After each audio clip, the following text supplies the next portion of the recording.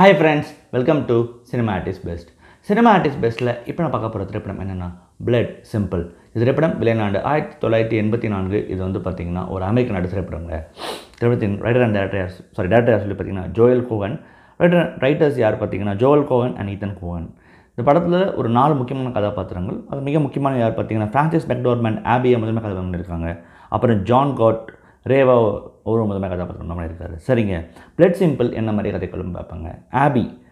ஆபியோட கணவர் யார் சொல்லி பார்த்தீங்கன்னா அவர் வந்து ஒரு டெக்ஸாஸில் ஒரு பார் வச்சு நடத்திட்டு இருக்காரு.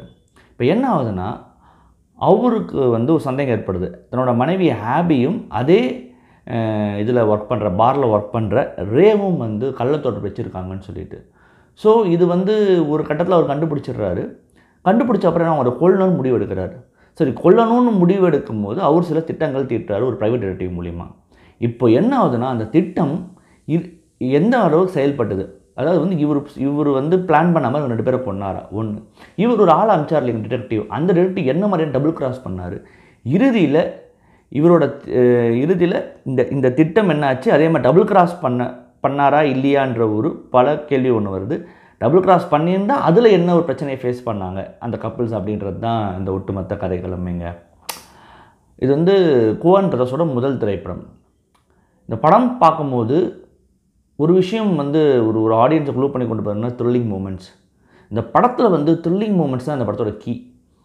அதாவது ஒரு இடங்களும் அவ்வளோ த்ரில்லிங் க்ரியேட் ஆகிட்டே இருக்குது. ஒரு இடத்துல கூட நமக்கு போர் அடிக்கலை ஒன்று.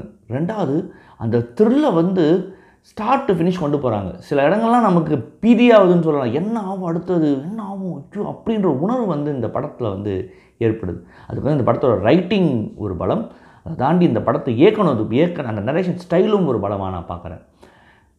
ஏன்னா இந்த படம் வந்து நம்ம ஒரு சில விஷயம் ப்ரெடிக்ட் பண்ணுவோம், ஓகே இதுவாக இருக்க முடியுமோன்னு. பட் அந்த ப்ரெடிக்டபிலிட்டி எதுவுமே இல்லாமல் தவிர்ப்படி ஆக்கிறது தான் இந்த திரைக்கதையோட மிகப்பெரிய பலம். அதை வந்து செழிப்பாக வந்து ரைட்டர்ஸ் 2 பேருமே பண்ணியிருக்காங்கன்றது தான் உண்மை.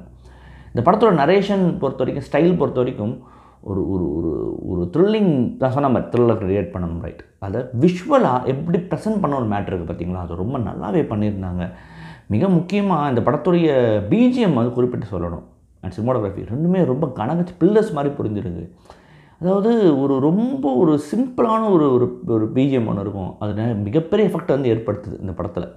அதே மாதிரி சைலன்ஸை நிறைய இடத்துல விட்டது வந்து பெரிய விஷயம். சவுண்ட் டிசைன்ஸை கரெக்டாக கொண்டு வந்தது பெரிய விஷயம். படத்தில் சினிமாட்டோகிராஃபி இருக்குன்னே நமக்கு தோணலை, அது இன்னொரு பெரிய விஷயம். ஆஸ் வெல் அஸ் எடிட்டிங், இதெல்லாம் இந்த டெக்னிக்கலாக அந்த படம் அவ்வளோ சவுண்டாக வந்து இவ்வளோ நிற்குது. பட் அது ஆடியன்ஸை வந்து ரொம்ப அழகாக க்ளூ பண்ணி கொண்டு போனது தான் இன்னொரு பெரிய பலமான அந்த இடத்துல பார்க்குறேன். ஆல்ரெடி சொன்னது தான், but still that was a big thing நான் பார்க்குறேன். ஏன் அப்படி நான் சொல்கிறேன்னா, சில இடங்களில் லாஜிக்கலாக அந்த படத்தில் நிறைய லூப் ஹோல்ஸ் இருக்குது. சில இடங்கள் வந்து பார்த்திங்கன்னா நமக்கு என்னடா அது அப்படின்ற சில இரிட்டேஷன்ஸ் பாயிண்ட்டும் இருக்குது. பட் ஸ்டில் அதையெல்லாம் உடச்சி ஒரு விஷயம் பண்ணது வந்து இட்ஸ் அ பிக் திங். நிச்சயமாக 1984 அதை பண்ணியிருக்காங்கன்னும் போது தட் வாஸ் ரியலி கமெண்டபிள் திங்காக தான் நான் சொல்லுவேங்க.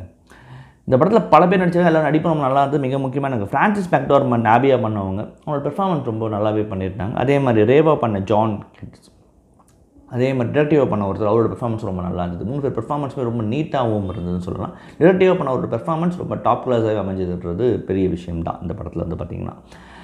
பிகாஸ் தட் ஓல்ட்ஸ் திங் இந்த படத்தில் நீங்கள் படம் பார்க்கும்போது தெரியும். இந்த படம் வந்து பார்த்திங்கன்னா சண்டன்ஸ் ஃபிலிம் ஃபெஸ்டிவலில் கிராண்ட் ஜூரி ப்ரைஸ் விருது வென்றுருக்குங்க. டெஃபினட்டாக நீங்கள் பிளட் சிம்பிள் படம் பாருங்கள். ஒரு நல்ல படத்தை பார்த்த திருப்தி உங்களுக்கு கண்டிப்பாக இருக்கும், சந்தேகம் இல்லைங்க.